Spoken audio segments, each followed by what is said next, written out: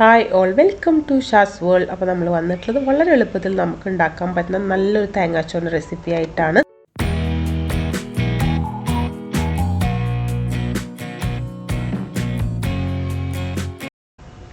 അപ്പോൾ ഞാനിപ്പോൾ ഒരു 6 കപ്പ് വെള്ളം ഒന്ന് ചൂടാക്കാനായിട്ട് വെച്ചിട്ടുണ്ട്. ഞാനിപ്പോൾ 3 കപ്പ് അരിയാണ് എടുത്തിട്ടുള്ളത്. അപ്പോൾ അതിനൊരു 6 കപ്പ് വെള്ളം, എത്രയാണോ അരി നമ്മൾ എടുക്കുന്നത് അതിൻ്റെ ഒരു 3 ഇരട്ടി വെള്ളം വേണം വെക്കാനായിട്ട്.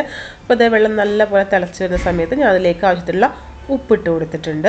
ഇനി നമുക്കിതിലേക്ക് ആവശ്യമായിട്ട് ഉലുവയാണ്. അപ്പോൾ ഒരു 1/2 മുതൽ 3/4 ടീസ്പൂൺ വരെ ഉലുവ ഇട്ട് കൊടുക്കാം. ഉലുവ കൂടി പോകേണ്ട, ചിലപ്പോൾ ചെറിയൊരു കയ്പ്പ് വരും. അപ്പോൾ 1/2 ടീസ്പൂണൊക്കെ ഇട്ട് കൊടുത്താൽ മതി. ഇതിലേക്ക് ഒരു 4-5 ചെറിയ ഉള്ളി ഒന്ന് കട്ട് ചെയ്തെടുത്തിട്ടുള്ളതാണ്, അതും കൂടി ഇട്ട് കൊടുക്കുന്നുണ്ട്. ഇതിലേക്ക് ആവശ്യമായിട്ടുള്ള തേങ്ങ ചിരവിയതാണ്. അപ്പോൾ 1 കപ്പ് തേങ്ങ ചിരവിയത് ഇട്ട് കൊടുത്തിട്ടുണ്ട്. ഇനിയിപ്പോൾ ഞാൻ ഒന്ന് ഇളക്കി കൊടുക്കുന്നുണ്ട്. ഇനി നമുക്കിതിലേക്ക് ഞാനിപ്പോൾ കഴുകി വാര വെച്ചിട്ടുള്ള അരിയാണ്, 2 കപ്പ് അരി. ഇതിപ്പോൾ ഞാൻ എടുത്തിട്ടുള്ളത് കുറുവ അരിയാണ്. നിങ്ങൾക്ക് ഏത് അരിയാണോ ചോറ് വെക്കാനായിട്ട് യൂസ് ചെയ്യുന്ന കുറുവ അരി, അതല്ലെങ്കിൽ മട്ട അരിയോ ഏതായാലും കുഴപ്പമില്ല, അതിലേക്ക് ഇട്ട് കൊടുക്കണം. അപ്പോൾ ഈ അരിയുടെ ഒരു വേവ് എന്ന് പറഞ്ഞാൽ, അല്ലെങ്കിൽ നമ്മൾ ചോറ് വെക്കുമ്പോൾ 2 വിസിലാണ്.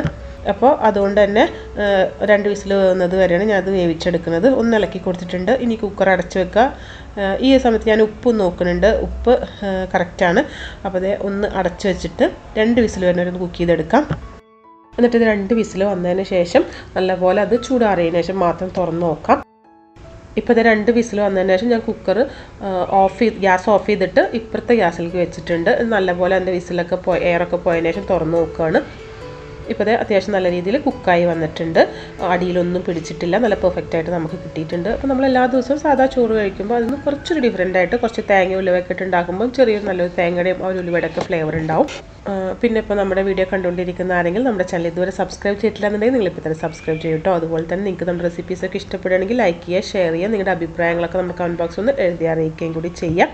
അപ്പോൾ ഞാനിപ്പോൾ ഇത് ചിക്കൻ കറി വെച്ചിട്ടുള്ളത് കൊണ്ട് ചിക്കൻ കറിയുടെ കൂടെയാണ് കഴിക്കുന്നത്. നിങ്ങൾക്ക് ഏത് കറിയാണുള്ളതെന്ന് വെച്ചാൽ അത് കൂട്ടി കഴിക്കാം. അപ്പോൾ നമുക്കിതുപോലെ അടുത്ത നല്ല വീഡിയോ ആയിട്ട് വീണ്ടും കാണാം. അതുവരേക്കും ബൈ.